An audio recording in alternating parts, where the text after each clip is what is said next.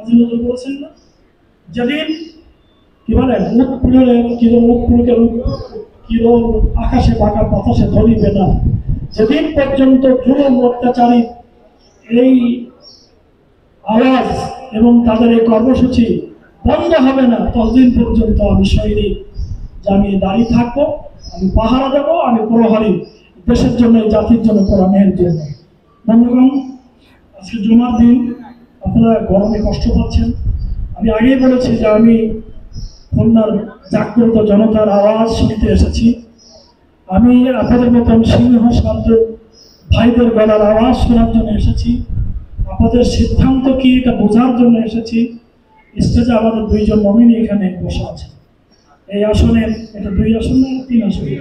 3 আসন। আমরা অধ্যাপক মাহমুদুর রহমান সাহেবকে কেন্দ্রীয় সংগঠন আপনাদের এই এলাকার খেদমতের জন্য তাকে নমিনি হিসাবে মনোনয়ন দিয়েছেন। আপনারা খুশি না? খুশি, আলহামদুলিল্লাহ। আজকে আমার সাথে উনি বিভাগীয় পর্যায়ের সর্বোচ্চ ব্যক্তিদের সাথে কথা বললেন। যে টোনে কথা বললেন, এমপিরাও, নির্বাচিত এমপিরাও এই টোনে কথা বলতে পারেন। উনি সেই টোনে কথা বললেন, আমার খুব ভালো লাগলো। আমার সাথে কথা বলাই দিলেন। আমাদের হেলাল ভাই, তিনি অত্যন্ত সাহসী মানুষ। তিনি খুলনা 2 থেকে তাকে আমির জামাত ইসলামী তাকে মনোনয়ন দিয়েছে। আমাদের পাশেই বাংলাদেশের সিংহ পুরুষ, বিগত দিনের পার্লামেন্টে যিনি ঐতিহাসিক ভূমিকা পালন করেছেন, বর্তমান আন্দোলনের সংগ্রামের বিপ্লবের অগ্রসৈনিক অধ্যাপক মিয়া গোলাম পরোয়ার, সম্মানিত সেক্রেটারি জেনারেল আপনাদের পাশেই আছে। কি বলে, আপনাদের লাগোয়া যে এলাকাগুলি আছে একেবারে সুন্দরবন পর্যন্ত, পায়রা পাইকগাছা থেকে শুরু করে নিয়ে সাতক্ষীরা, আশাশুনি, দেবহাটা, কালীগঞ্জ, শ্যামনগর পর্যন্ত, এদিকে বাগেরহাটের মোরেলগঞ্জ, কি বলে শরণখোলা সহ এক লাগোয়া একটা এলাকা জামাত ইসলামী ইতিমধ্যে আমরা আমাদের নমিনি ঘোষণা করেছি। বন্ধুগণ, এর আগে গোলাম পরোয়ার সাহেব এমপি ছিলেন। তিনি রাষ্ট্রের কোষাগার থেকে কোনো অর্থ দুর্নীতি করেছেন আপনারা বলতে পারবেন? তিনি পার্লামেন্টে ভালো ভূমিকা রাখতে পারতেন না, কথা বলতে পারতেন না, এরকম কোনো কথা আপনাদের জানা আছে? না।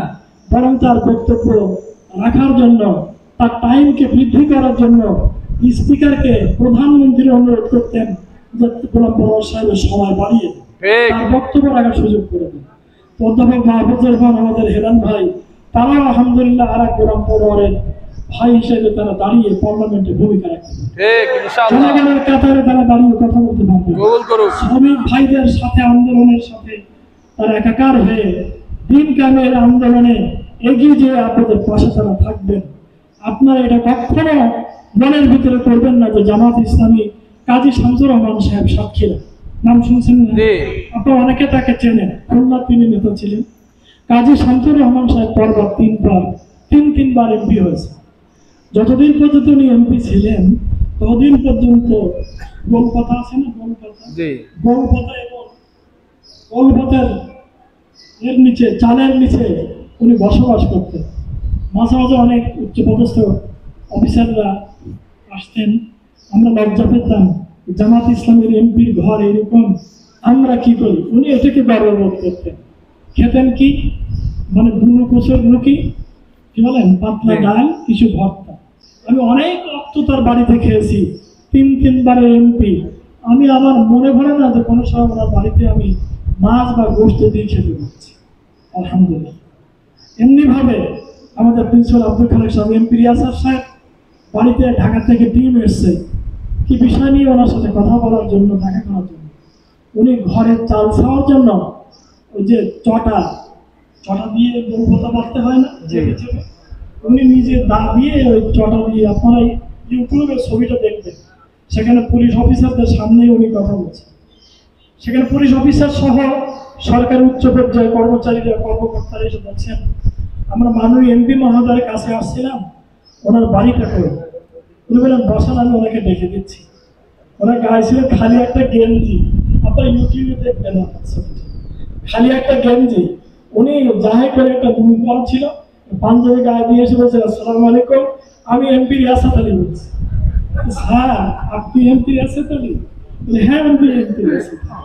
উনি পার্লামেন্টের অর্থ মন্ত্রণালয়ের স্ট্যান্ডিং কমিটির সদস্য ছিলেন, পার্লামেন্টের কার্যনির্বাহী যে বডি ছিল রেজলিউশন যারা করত, সেই সিনিয়র কমিটির উনি স্ট্যান্ডিং কমিটির সদস্য ছিলেন। পৃথিবীর বহু দেশ সরকার তাকে রাষ্ট্রীয় প্রয়োজনে সফর করেছেন, কিন্তু তার বাড়ি যে আজ পর্যন্ত দেখে আসবেন প্রত্যক্ষ করে কি হালাত একজন এমপির বাড়ি। আলহামদুলিল্লাহ, এই জন্য জামাত ইসলামের এমপিরা আল্লাহ তাআলা যাদেরকে কবুল করবেন আপনাদের দোয়ার মাধ্যমে, আপনারা তাদেরকে জনগণের জন্য পাবেন। তারা হযরত ওমর হতে পারবে না, কিন্তু হযরত ওমরের আদর্শকে সামনে রেখেই তারা চলতে পারবে। হযরত ওমর পাহারা দিচ্ছেন, রাতের অন্ধকারে ঘুরে বেড়াচ্ছেন মদিনার অবস্থা কি জানার জন্য। এক ঘরের পাশে যেয়ে দেখলেন যে বাচ্চাদের কান্নার আওয়াজ, আর মা বলছে যে এই হয়ে গেল, এই হয়ে গেল, এই রান্না শেষের দিকে পানি গরম হয়েছে, বাবা একটু দেরি কর, ঘুমাই পর, তাহলে তোদের খাওয়া দিচ্ছি।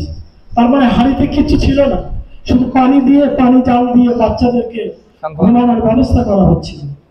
হযরত ওমর ফারুক চিন্তা করলেন, আহারে আমার মদিনার ভিতরে যদি অভাব থাকে তাহলে আমি আল্লাহর কাছে কি জবাবদিহি করব। তিনি বাড়ি ফিরে আসলেন, এসে আটার বস্তা নিচে মাথায় নিলেন। অন্যরা সাহায্য করতে চাইলেন, উনি বললেন না, এই দায়ভার আমার, আটার বস্তা আমাকে বহন করতে দেন। উনি আটার বস্তা বহন করে নিয়ে সাথে নিয়ে কিছু খাওয়ার নিয়ে উনি ওই মায়ের দরজায় যে হাজির হলেন। বললেন যে মা, আমি একটু আগে আসছিলাম, এসে আপনার বাচ্চাদের কান্নাকাটি আমি শুনেছি, অতএব আমি ওরা, আমি তো দায়ভার, আমি এই খোঁজ খবর নিতে পারিনি, আপনি আমাকে মাফ করবেন। বাচ্চাদেরকে ঘুমায় না দিয়ে সাথে রান্না করে তাদেরকে আপনি তৃপ্তি সহকারে খেতে দেন। বন্ধুগণ, এইভাবেই আমরা আমাদের সাথী সঙ্গী যারা ছিলেন, সম্মানিত আমির জামাত, শহীদ আমির জামাত থেকে শুরু করে তাদের আমরা জীবনধারা দেখেছি। আমার সাথে 4 জন এমপি ছিল, আমি যখন জেলা আমির, পায়ের জুতা, হাতের ঘড়ি, পাজামা, জামা, মাথার টুপি এবং ক্যাপ, আমি জেলা আমির হিসেবে আমি প্রত্যেক এমপিকে এটা কিনে দিতাম।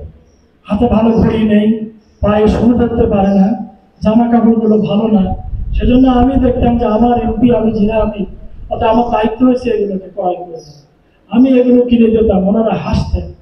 তো আমি এগুলো আমার এমপিদেরকে কিনে দিয়েছি। আবার কি করেছি, আপনারা 1 মাসে কি কি কাজ করেছেন জেলা আমির হিসাবে আমার কাছে কৈফিয়ত, কত টাকা আয় করেছেন, কত টাকা সরকারি ভাতা পেয়েছেন, কোন কোন খাতে খরচ করেছেন, আমার কাছে হিসাব দেন। ওনারা আমার কাছে হিসাব দিতেন। আমি ওনাদের টাকা অনেক সময় আবার সিজ করেছি, ওনাদের কাছ থেকে সিজ করেছি, এই টাকাটা দিয়ে দেন, পরে আপনাকে দেওয়া হবে, অথবা আমরা ফান্ডে খরচ করবো, সমাজ কল্যাণ ফান্ডে। এইভাবেই আমরা আমাদের এমপিদেরকে পরিচালনা করেছি। অতএব আমি খুলনার এই আওয়াজ শোনার জন্য এসেছি, আপনাদের সাথে যে দোয়ায় শরীক হওয়ার জন্য এসেছি, এবং আমাদের খুলনার যে 2 জন নেতা স্টেজে বসা আছেন, আমাদের স্যার রুহুল কুদ্দুস স্যার এখনো বেঁচে আছেন। রুহুল কুদ্দুস স্যার তিনি অসুস্থ, তার জন্য দোয়া করবেন। তিনি 2বার এমপি ছিলেন, কয়রা পাই দিয়েছেন, তাই তো? তারপরে আমাদের গোলাম কমর ভাই এমপি ছিলেন। আর 1954 সালে খুলনা থেকে আমাদের মারহুম নেতা জনাব শামসুর রহমান সাহেব যুক্তফ্রন্টের সময় তিনি পার্লামেন্টের মেম্বার ছিলেন, ওই সময় জাতীয় হিসাবে।